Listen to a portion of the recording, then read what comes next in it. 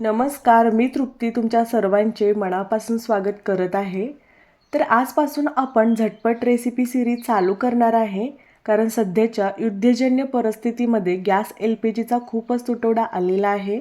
म्हणून आपण कमी वेळात स्वयंपाक कसा होईल याकडे लक्ष दिले पाहिजे. तर बघा, आज आपण कुकरमध्ये अवघ्या 10 मिनिटमध्ये चमचमीत बीन्सची भाजी बनवणार आहे. शक्यतो LPGचा तुटवडा आहे तोपर्यंत स्वयंपाक बनवताना कुकरचा जास्तीत जास्त वापर करा, कारण कुकरमध्ये भाज्या पटकन बनवून तयार होतात. तर बघा, भाजी बनवण्यासाठी शेंगा स्वच्छ धुवून पुसून घेतल्या. आता शेंगा कट करूया. शेंगा कट करत असताना त्याचे बारीक बारीक तुकडे करा. जास्त मोठे तुकडे केले तर शिजायला वेळ लागतो. दुसरी गोष्ट म्हणजे बीन्सची भाजी बनवताना शेंगा मध्यम कोवळ्या घ्यायच्या, म्हणजे भाजी चवीला छान होते.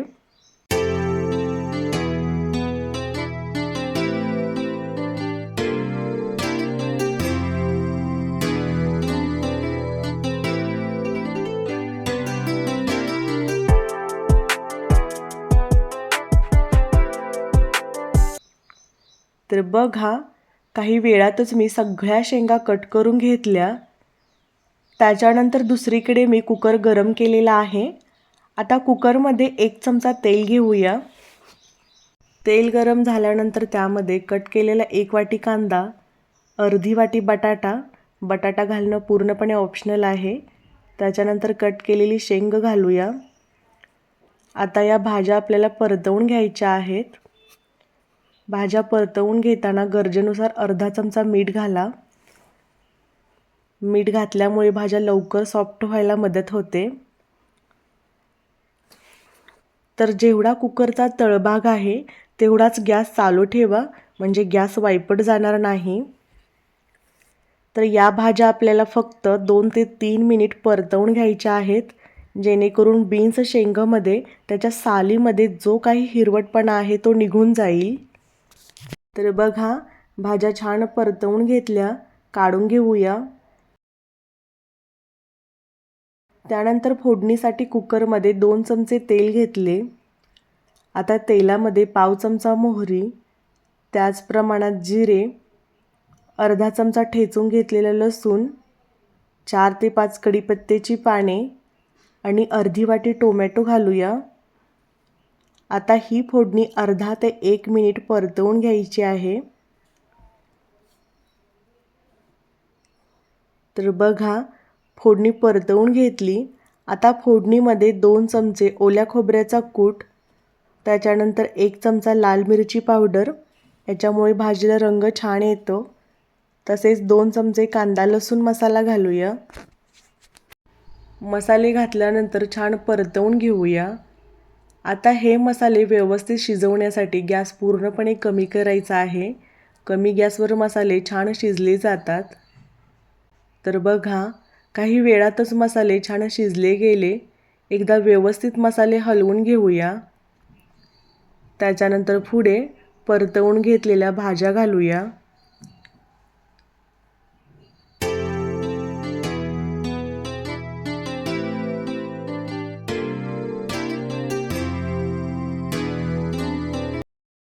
भाज्या घातल्यानंतर एकदा व्यवस्थित मिक्स करा.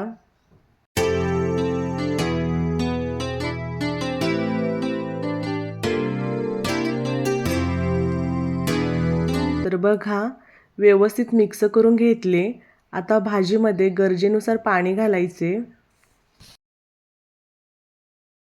पाणी घातल्यानंतर एकदा तळापासून हलवून घ्या. आता भाजीमध्ये मीठ घालायची गरज नाही, कारण आपण भाज्या परतवून घेताना मीठ घातलेलं आहे. तर बघा, भाजी व्यवस्थित मिक्स करून घेतली. आता भाजीला एक उकळी आणायची आहे. तर बघा, काही वेळातच भाजीला मस्त उकळी आली. आता कुकरचे झाकण लावून फक्त कुकरची 1 शिट्टी काढायची आहे. तर बघा, काही वेळातच कुकरची शिट्टी झाली.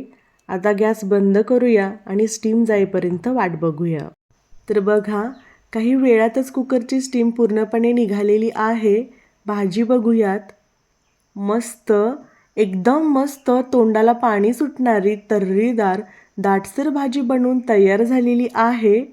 ही भाजी तुम्ही कोणत्याही भाकरीबरोबर, चपातीबरोबर किंवा भाताबरोबर खायला घ्या, भारी लागते. अवघ्या 10 मिनिटमध्ये ही भाजी आपण बनवून तयार केलेली आहे. कमी साहित्यामध्ये, कमी वेळामध्ये ही भाजी बनवून तयार झालेली आहे. अशीच चमचमीत झटपट रेसिपी पाहण्यासाठी आपल्या चॅनेलला सबस्क्राईब करा आणि LPG गॅसची बचत करा. भेटू अशाच एका झटपट रेसिपी भाग 2 मध्ये. तोपर्यंत धन्यवाद.